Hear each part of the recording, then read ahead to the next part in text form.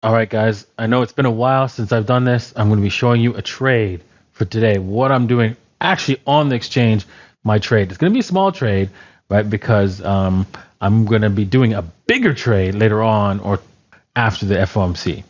Good morning, good evening, good afternoon, wherever you are, whenever you are. Thank you for watching my videos. My name is DaVinci Jeremy. I'm in the pipe 5x5, staying alive here in Dubai. And today we're going to be talking about my trades. Basically, we're going to be doing some trades. I have them already open, and I'm going to be showing you to you today live. Live for people who are watching this because they've subscribed to DaVinciJ15.com. And if you want to watch it live and get the trades that I'm making, you can head over to DaVinciJ15.com and you can subscribe, and then you'll be able to watch this live every single day that I do these shows. And yeah, you'll be part of that our little community. All right. So with that said, I have to talk about one thing, right? That's not in the news. There is no news article as of yet about it, but PalmSwap, which I am an ambassador of, and also an investor, has been hacked. They've lost a lot of money. They're going to be announcing this hack later on today. I don't know if it's going to be announced before or after this video gets published. So just letting everybody know that their liquidity has been hacked and they've lost a lot of money. I'm going to be working closely with them to figure out what's going to happen next. Are they going to refund the people who have lost any money that's been hacked, and how they're going to move forward with this? Obviously, the auditors have failed them because they did have this their contracts audited, but those audits did not find the flaw that was obviously exploited by a hacker. Okay, with that unfortunate news, right? If you're interested in trading, of course, right, you're going to have to, and you don't want anyone to know who you are, and you don't want to provide KYC and AML and all the rest of the stuff, because AML, if you're not paying, if you're too small for AML, right, it's coming. They're gonna ask you, where'd you get the money, right? AML is just basically making sure you pay taxes on that money. All right. Make sure you head over to 2bit. That's TOOBIT.DaVinciJ15.com if you want to trade there. Okay, so let's head over to Bitcoin. We can see this is clearly this. Let me just zoom in a little bit on this, right, so that you can see it, because it's like tiny, but yeah. Okay, so zoom in. This is a definite bear flag, right? You can see this is the flag right here. Oops, right there. We're heading in an upward direction, right, in the charts here. So this is called the bear flag, and this is the pole, right? Flag, pole. So once we broke up to the top of the range here, and we didn't break above the previous support, which now has turned to resistance, you can see that we are in a bearish situation. So now clearly we have to take a bearish trade here. We don't want to go too greedy, right? Because, bulls make money, bears make money, and pigs get slaughtered. So in order to not be a pig, we're going to take a short here, and we're going to actually move our stops to break even. Once we get closer down to this, we break the previous like lows here, and we start getting into this area of the 28.9-ish area. I have an alert for that. So right now I have a short going here on 2bit. Remember, you can head over to 2bit.DaVinciJ15.com. This short is going to only take me once I get down here. I'm going to be looking right in here. I'm going to be looking for exit strategies to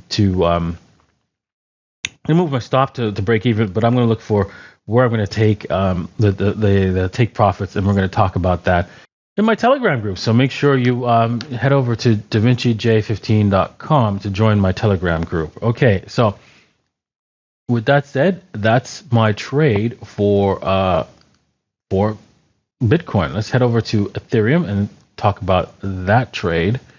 Ethereum, as you can see, the EMA ribbons have flipped. Right, it's clearly going to expand. They're going to expand a little bit more as we break down.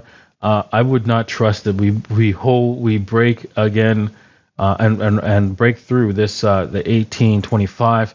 So I will be moving my stops to break even and then looking around, keeping an eye out when we get down to the 1825. However, I want to point out one other thing. If this doesn't happen in the next 13 hours, I'm walking out of these trades, and I'm going to walk out of these trades because, well, the FOMC is going to see this is going to cause a lot of volatility and basically wipe out my trade. So if I'm in profit here in 10 hours from now, I'm walking out of the trade, and you should too. You want to stay out of the market when the Fed makes his move, right? So if the market goes goes wild, right? Because this is what happens, right? We could see it come all the way down, and then boom, whoa, whoa, whoa, whoa, whoa, whoa, whoa, with the Fed market, right? It does some stuff like that from time to time. So I will keep an eye on that and see if I can make a trade, maybe jump back in a short if it starts to go crazy and it goes back up somewhere into the this 1861 area, and then I'll jump in another short and see if I can ride that in the right direction. But you never know. So you have to be careful with the Fed. So if you're gonna do that, right, make sure that you have some stop losses and you accept the losses if it doesn't work out, because that's what's going to happen. Chances are, if you're going to go into the market with and try to beat the Fed, you could get hurt. So as you can see here, I do have a short here that's open already. I'm shorting this, and I have the stop loss at approximately just above those last wicks. And we'll see if this thing breaks down.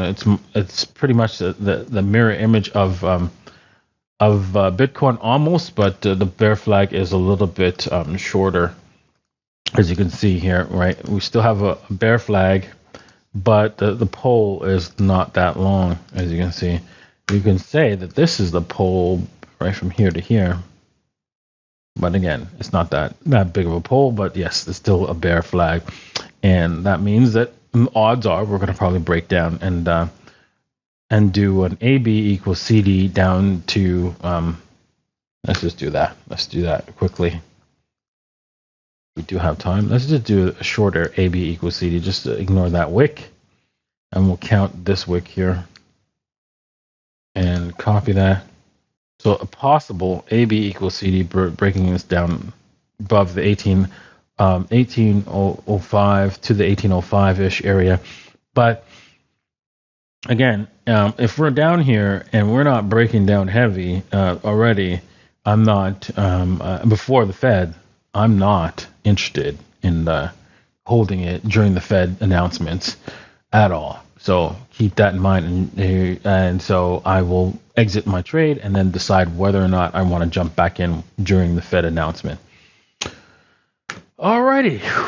Well, I hope you learned something today. I'm looking at the long-term charts, and you can see this is also on the long term. I feel that there is a bigger trade coming, which we're going to talk about it. You can see that this is a bull flag on the weekly, and so we could see prices come down and bounce back up really fast on the weekly as the Bollinger Bands tighten, and that means there's a big move coming, whether it's to the upside or downside. The Bollinger Bands does not give you that information, but the overall trend is saying to the upside. Now, the problem is the upside right now is limited, right? Because you can see we're already with the indicators that we're actually, although the price of action is moving up, the indicators are moving down. So the upside is limited if we don't see this thing break above and the RSI start to break higher.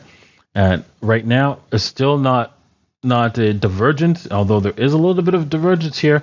It's not a confirmed divergence, as it has to go a little bit lower for that to happen. We're in the middle of the week. With luck, this will come down to the 27.5, 6 or something like that, and then bounce at the worst case scenario. But I'm predicting most likely around the 28, between the 28. Let's go quickly to do a Fibonacci retracement, see where this is right now. And you can see the 61.8, yes, is right approximately at the $27,000 mark.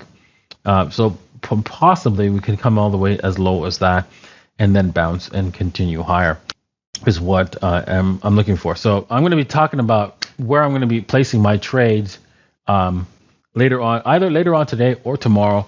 So make sure you stay tuned for that. I'm going to be placing a big trade, a huge trade, long trade. I'm going to take a big bet on a long trade because I think Bitcoin and Ethereum are going to continue going higher for a little bit longer. Let's see what happens. And make sure you watch that next episode. Cheers.